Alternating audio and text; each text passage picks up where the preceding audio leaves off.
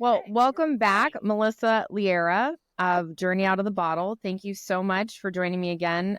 We just had a great episode. We covered all kinds of topics, your adventures at Burning Man and being a co-creator with the universe, and how you ended up in Costa Rica, which is where you are joining me from today, which is just incredible.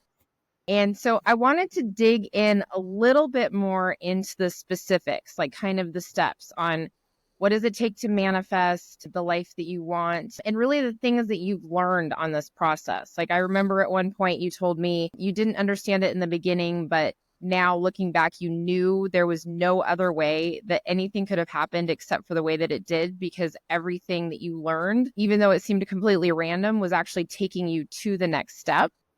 So if you just want to share maybe your biggest takeaways from Burning Man or that you've learned recently. Yeah, I would say you you just you displayed that so nicely, and it's interesting because for so long I was like, why is this happening? This is not doesn't seem to be the right step. And I will say that now I look back and I see the way certain things happened in the order in which they were received was necessary. Like I've determined that the universe doesn't just give me like the clear the clear answer. Like she wraps it in an interesting package, and then I'm surprised when I open it. I'm like, oh, that was not what I was expecting. And but the lessons that have come to me, they've been challenging, but I probably wouldn't have gotten the lesson in the way that I did without it happening that way.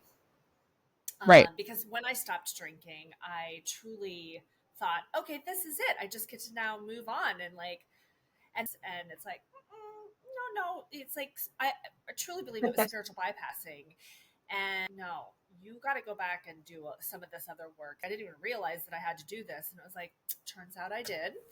So one of those is I had been mentally practicing this concept of surrendering and letting go. Last year on my sabbatical, I did a medicine journey retreat, and we were given the task of reading Letting Go by David Hawkins and learning about the map of consciousness. And I kind of skimmed through it a little bit and was like, yeah, I got this letting go thing. I'm good, you know?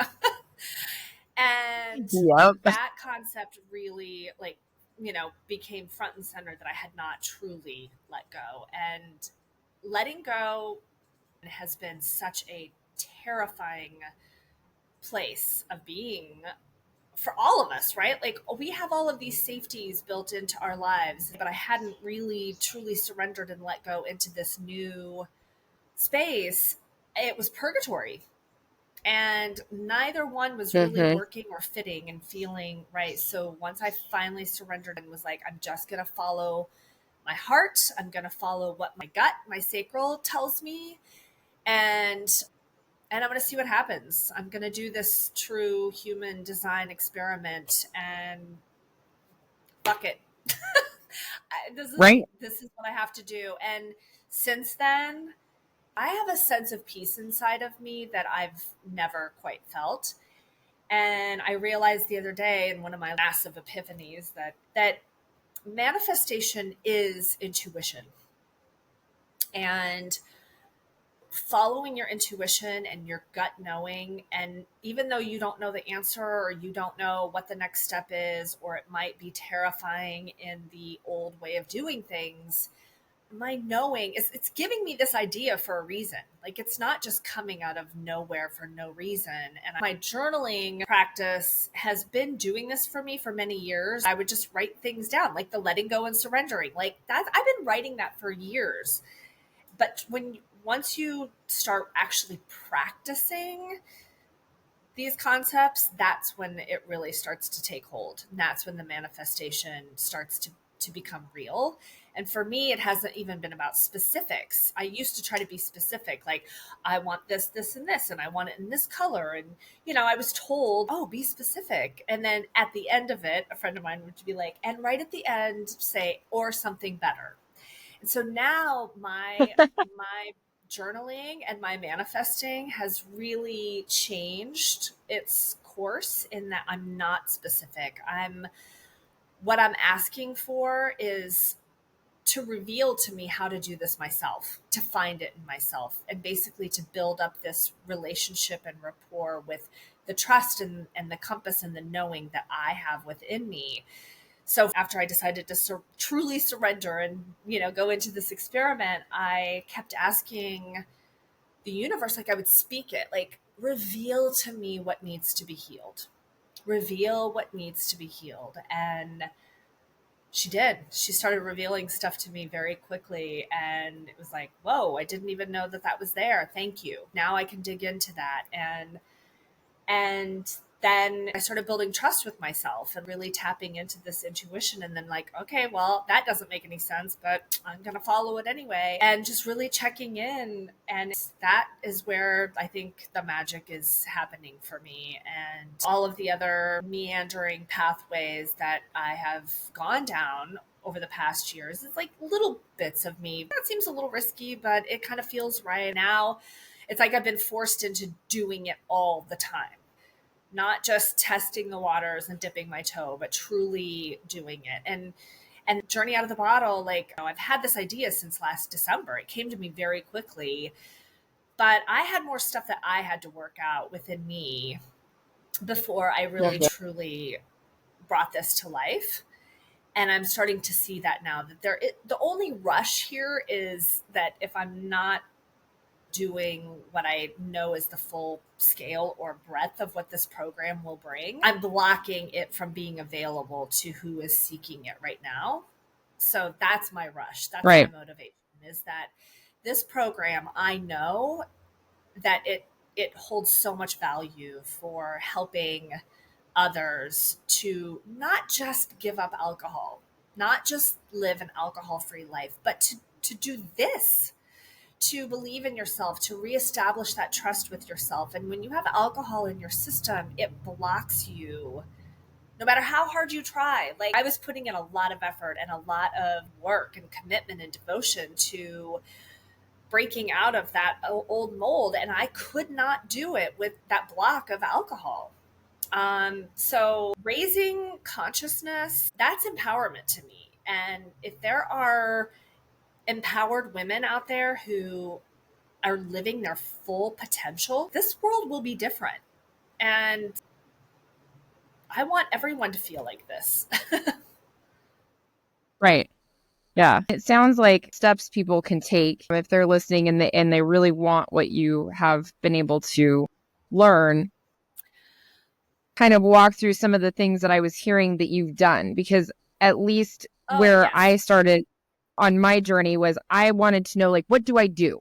And I wanted like the checklist items. And what you're saying is checklist items or no, you're not going to get there unless you're really kind of taking down the veil and you're really ready to be honest. And when you ask to like reveal to me what I need to work on or what I need to heal, you have to be ready for that completely. Yeah. Luckily, I have allowed my curiosities to take me in different ways, like journaling, the different retreats, the different types of healing modalities, the medicine ceremonies, just allowing myself to really dig into different areas. So, Journey Out of the Bottle, it's like me sharing this reservoir of not all of them are going to resonate with everyone, but I can help guide and support, through those modalities. This worked for me in this way. The journaling, for instance, like, I have broken that down into a multitude of different categories in which I've captured.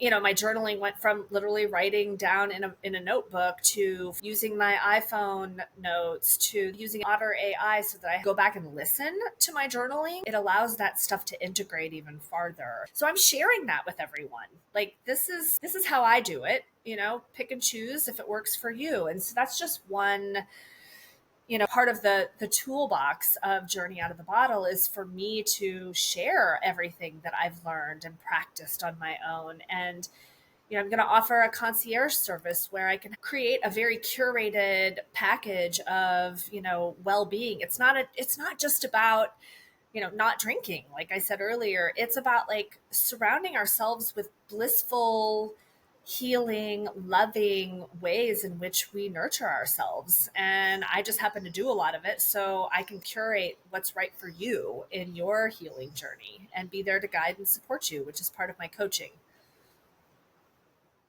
I love it. I think it's so exciting and so needed right now.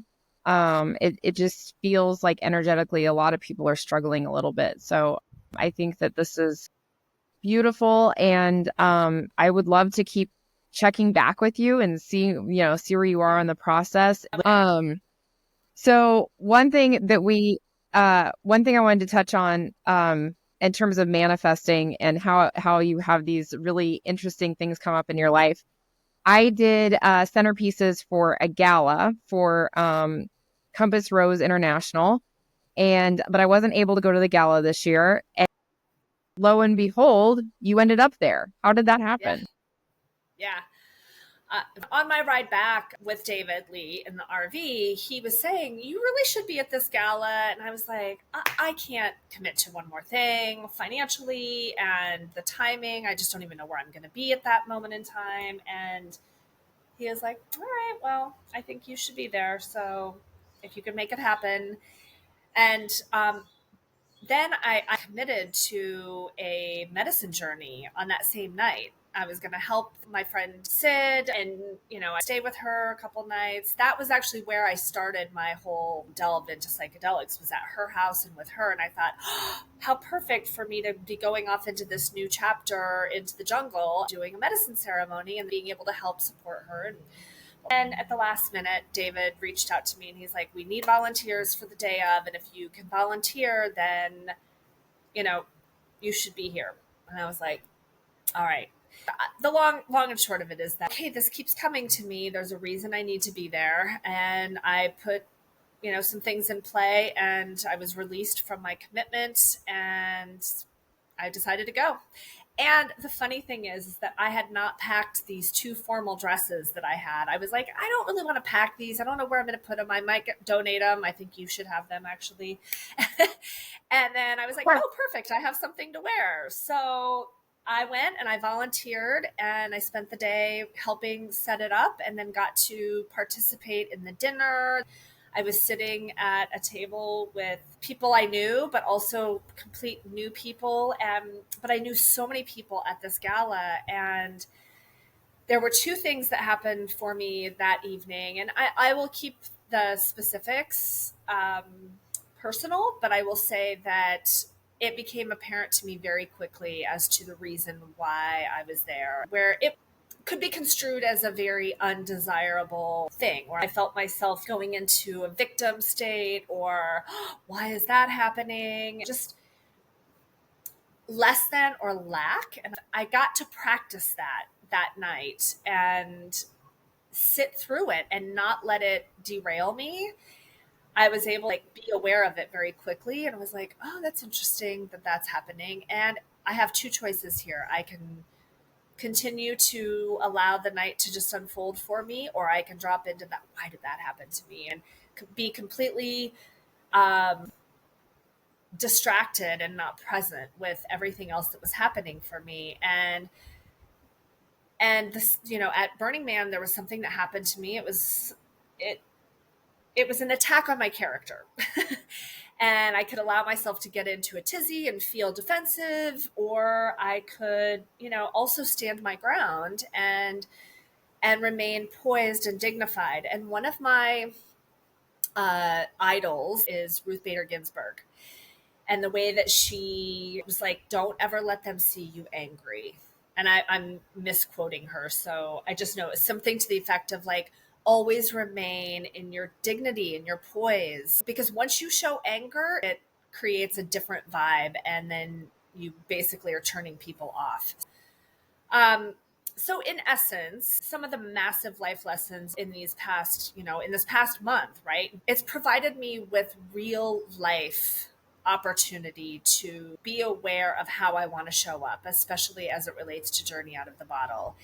And I am so passionate about this program. I'm also passionate about bringing light to the fuckery of alcohol, and that's going to piss some people off. It's going to make some people angry and challenge me, and I need to be trained and how I'm going to show up and how I'm going to continue to stand my ground, but in a way that is always elevated and always from a place of respect and dignity for myself and for whoever I'm talking with.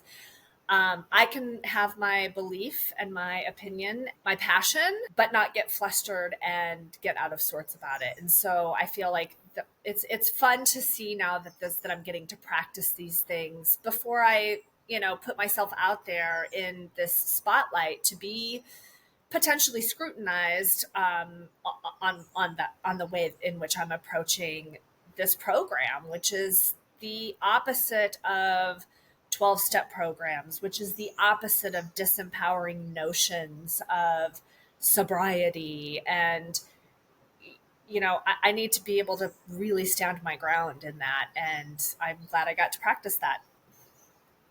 Yeah.